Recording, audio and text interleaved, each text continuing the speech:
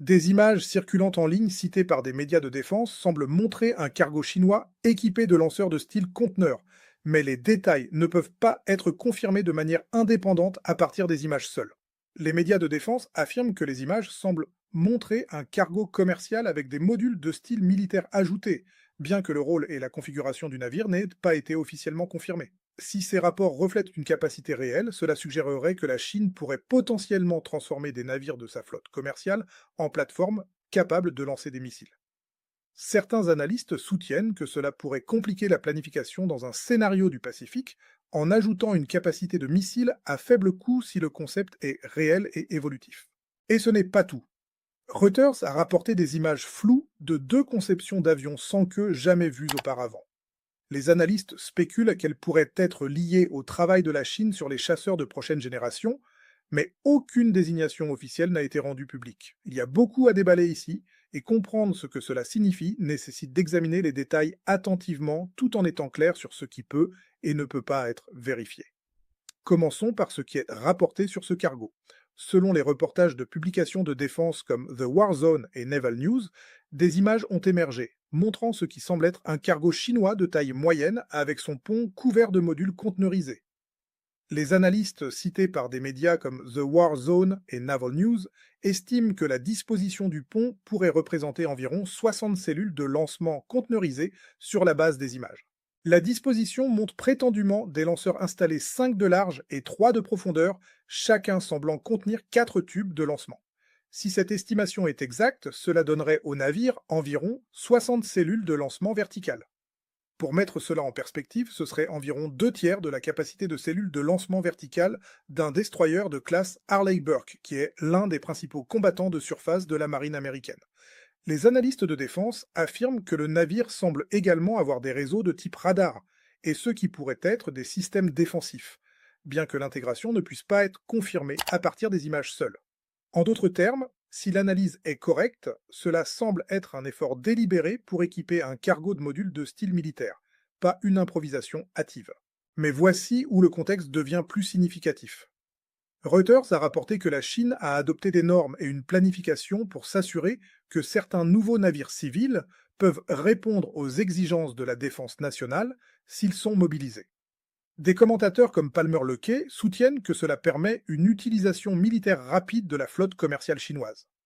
Luckey, le fondateur d'Anduril, une grande entreprise de technologie de défense, est apparu dans l'émission Sean Ryan et a fait une affirmation frappante sur la stratégie de construction navale de la Chine.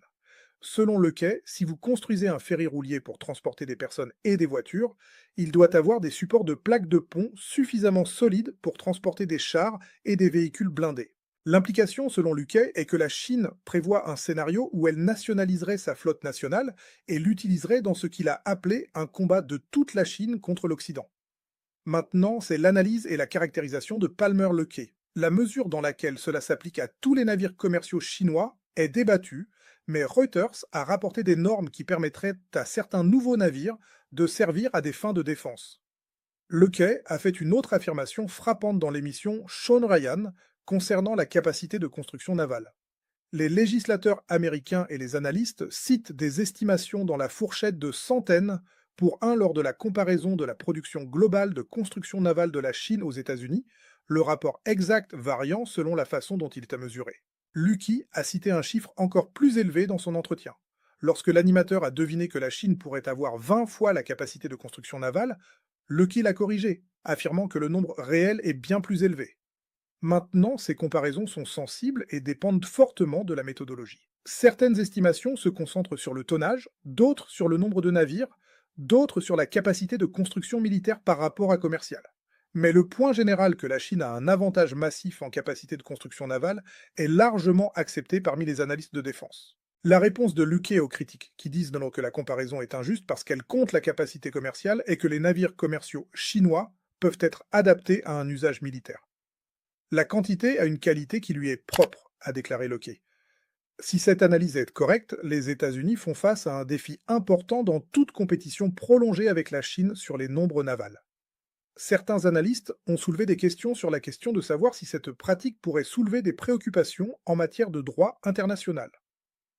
L'article 37 du protocole additionnel lié aux conventions de Genève traite de la perfidie, et les experts juridiques affirment que toute allégation dépendrait de la façon dont un navire est utilisé et marqué en conflit. La perfidie implique essentiellement des actes qui invitent la confiance d'un adversaire en prétendant avoir un statut protégé avec l'intention de trahir cette confiance. Un exemple donné est la simulation d'un statut civil ou non combattant. Certains critiques soutiennent que cela pourrait soulever des préoccupations si un navire se présente délibérément comme civil pendant le combat. La comparaison avec le destroyer de classe Harley-Burke mérite d'être examinée de plus près. La classe Harley-Burke est l'épine dorsale de la flotte de surface de la marine américaine. Ces navires sont équipés du système de combat Aegis et transportent des cellules de lancement verticales pour missiles, y compris des Tomahawks et des missiles standards. Un destroyer Harley-Burke de vol 1 ou 2 a environ 90 cellules de lancement vertical. Selon l'analyse de ce cargo chinois, il pourrait avoir environ 60 cellules de lancement vertical, soit environ 2 tiers de la capacité d'un Harley-Burke si les estimations sont exactes. Maintenant, il y a des différences importantes. Un destroyer Harley-Burke a des capteurs beaucoup plus sophistiqués, des systèmes de commandement et de contrôle, et des capacités défensives. Il est conçu de la quille vers le haut comme un navire de guerre. Un cargo converti manquerait vraisemblablement de beaucoup de ses capacités. Mais le point que les analystes font n'est pas que ces cargos convertis seraient équivalents aux destroyers. Le point est qu'ils pourraient potentiellement fournir une capacité de missiles supplémentaire à une fraction du coût. Construire un destroyer prend des années et coûte des milliards de dollars. Adapter un cargo pourrait être fait beaucoup plus rapidement et à moindre coût. Les images qui ont émergé ne semblent pas seulement montrer des lanceurs de missiles.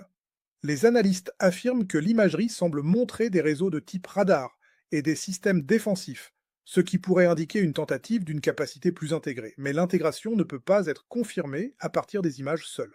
C'est une distinction importante.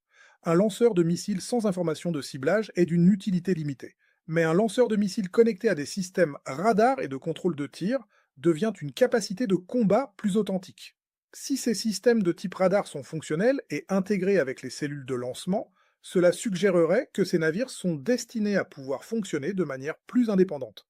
Le navire semble également avoir des systèmes défensifs. Près de la proue du navire, les analystes ont identifié ce qui semble être un système d'armes rapproché de 30 mm de type 1130. C'est un système conçu pour la défense de dernier recours contre les menaces entrantes, en particulier les missiles de croisière. La présence apparente d'un système d'armes rapproché suggère que celui qui a conçu cette configuration s'attend à ce que ces navires puissent faire face à des contre-attaques. De plus, les analystes ont identifié ce qui semble être des lanceurs de leurre de type 726, des systèmes conçus pour confondre les missiles entrants en déployant des paillettes ou d'autres contre-mesures. Il convient de noter que le concept de navire arsenal n'est pas nouveau. L'idée d'un navire conçu principalement pour transporter et lancer de grands nombres de missiles a été discutée dans les cercles navals pendant des décennies. L'attrait est simple. Un navire rempli de missiles pourrait fournir une puissance de feu énorme, potentiellement à moindre coût que de construire plusieurs navires de guerre traditionnels avec la même capacité totale de missiles. Les États-Unis ont en fait exploré un concept similaire dans les années 1990. Le programme Arsenal Ship du Pentagone envisageait un grand navire rempli de centaines de cellules de lancement verticales, potentiellement 500 ou plus.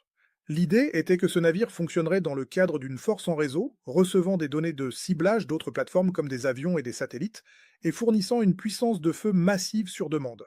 Le programme a finalement été annulé en 1997, en grande partie en raison de contraintes budgétaires et de questions sur la survivabilité. Les critiques soutenaient que mettre autant de missiles sur une seule plateforme créait une cible de grande valeur. Les images du cargo ne sont pas le seul développement dont on discute. Reuters a rapporté des images floues de 2 conceptions d'avions sans queue jamais vues auparavant. Les analystes spéculent qu'elles pourraient être liées au travail de la Chine sur les chasseurs de prochaine génération, mais aucune désignation officielle n'a été rendue publique. Une vidéo largement partagée vérifiée comme ayant été filmée au-dessus de Chengdu montre une grande conception sans queue. Les analystes utilisent des étiquettes non officielles, mais la désignation et les capacités de l'avion restent non confirmées. Cela signifie beaucoup de terminologie technique, mais ce que cela signifie est ceci. L'avion a une conception non conventionnelle qui semble différente des avions de chasse traditionnels. Au lieu d'avoir une configuration conventionnelle de queue et d'aile, la conception aurait prétendument une plateforme triangulaire sans surface de queue verticale, une conception qui offrirait vraisemblablement des avantages de furtivité si c'est effectivement destiné comme avion de combat. L'avion fait l'objet de spéculations comme faisant potentiellement partie du travail de développement d'avions de prochaine génération de la Chine, mais cela ne peut pas être confirmé. La conception visible dans les images est notable pour plusieurs raisons. Les avions de chasse traditionnels ont des surfaces de queue verticales qui aident à la stabilité et au contrôle, mais ces surfaces créent également des réflexions radar qui rendent les avions plus faciles à ultra-détecter. Une conception sans queue peut potentiellement réduire la signature radar, rendant l'avion plus furtif si c'est effectivement le but. La forme d'aile triangulaire ou en losange est également associée à des performances à grande vitesse et à des caractéristiques de furtivité dans diverses conceptions d'avions. Selon les analystes qui ont examiné les images, l'avion visible semble être une plateforme relativement grande, ce qui pourrait suggérer qu'il est conçu pour des missions nécessitant une capacité de charge utile importante, une portée ou les deux.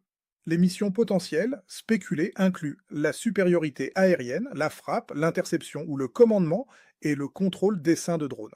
Maintenant, il est important de noter que voir un prototype en essai en vol est très différent d'avoir un avion opérationnel. Quelle que soit cette conception, elle est probablement à des années de l'entrée en service si jamais elle le fait.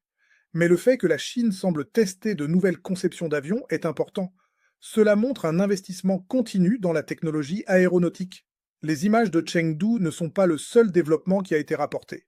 Reuters a également rapporté des images de ce qui semble être une deuxième conception d'avion jamais vue auparavant, apparemment observée à Shenyang.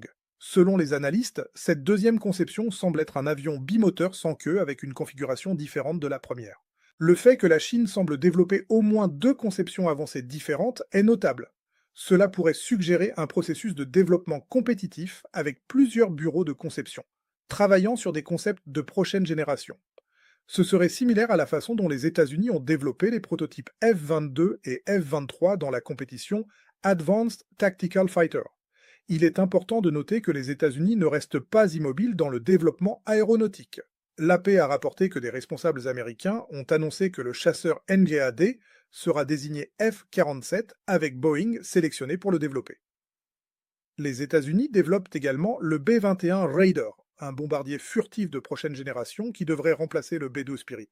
Et de manière critique, les États-Unis ont des capacités qui n'ont pas été publiquement égalées ailleurs. Le B-2 est le seul bombardier furtif opérationnel largement reconnu en service aujourd'hui, tandis que le H-20 chinois et le PAC-DA russe restent non déployés dans les rapports publics. Donc, bien que la Chine investisse clairement dans l'aviation avancée, les États-Unis maintiennent des capacités importantes et continuent leur propre programme de développement. La question que les observateurs débattent est de savoir si les avantages qualitatifs américains seront suffisants pour compenser les avantages quantitatifs potentiels dans des domaines comme la construction navale. Certains analystes soutiennent que la réponse aux avantages quantitatifs de la Chine pourrait résider dans les technologies émergentes, en particulier les drones et les systèmes autonomes. La logique est simple.